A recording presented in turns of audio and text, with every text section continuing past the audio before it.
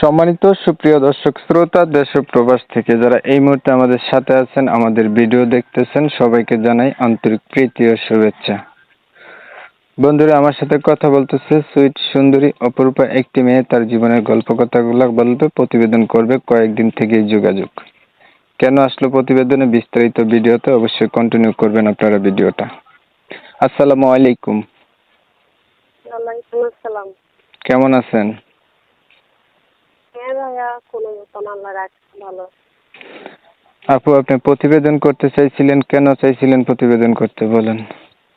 হ্যাঁ, কেন করতে চেয়েছিলাম, বন্যায় তো আমাদের সব কিছু নিয়ে গেছে, ভেঙেছে, আমাদের বাড়িও ছিল, ভেঙেছে নিয়ে গেছে। কেন অসহায় কারণে প্রতিবেদন আসছে। যদি ভালো একজন মনের মতন মানুষ পাই, আমার কাছ থেকে উদ্যোগের সাথে হয়, ভিডিও আমার দেখছে, যে আমাদের দুঃখ কষ্ট শুনে পাশে থাকবে।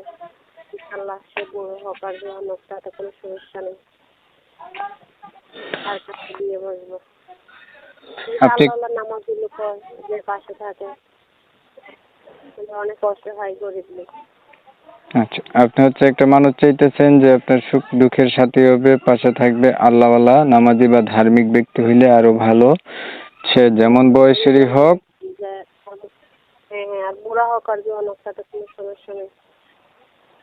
তার মনটা ভালো হইলে ঈশ্বরে। এমন মানুষগুলো আপনাদের এলাকার ভিতরে পাওয়া যায় না? যদি মনের মতন যে গরিবের দুঃখ শুনবে, সে তো অবশ্যই পাশে থাকবে। যদি ভালো ব্যক্তি হয়, আল্লাহ অবশ্যই পাশে থাকবে। যে গরিবের দুঃখ কষ্ট শুনে সে পাশে থাকবে, সে হেল্পটা করবে। আপনার এলাকায় এমন মানুষ নাই, এটার জন্য আপনি প্রতিবেদনে আসছেন? আছে, শুনেন, আছে, অনেক লোকই আছে, কিন্তু এই কারণে বসে না, দিতে পারে না। তারা ভালো না, তারা মানুষের চেহারা নিয়ে করে, কিন্তু মানুষের মন বুঝে না। এই পর্যন্ত প্রতিবেদন কয়টা করছিলেন? যে আমার আমার এই প্রথম কখনো করিনি। যে আপনার এটা বললেন, কি বলতে চাইছিলেন?